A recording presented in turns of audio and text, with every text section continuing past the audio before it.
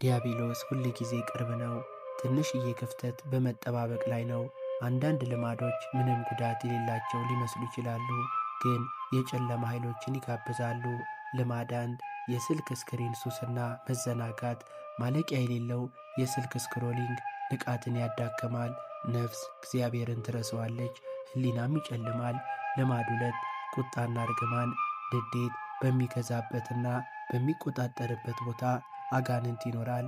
ትዕቢትና ቁጣ ባሉበት አጋንንት ይዝናናሉ። ልማድ 3 መንፈሳዊ ስንፍና። ጸሎት የለም፣ ጾም የለም፣ ትግል የለም።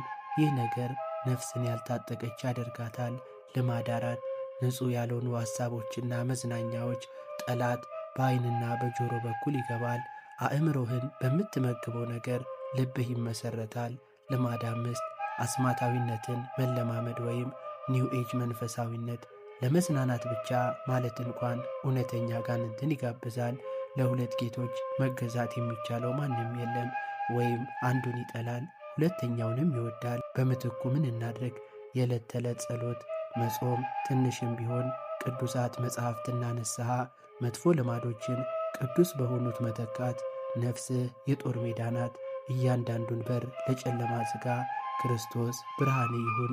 ቅዱስ ፓይሲዮስ ያስታውሰናል። ተከታተል፣ ጸልይ፣ ታገል።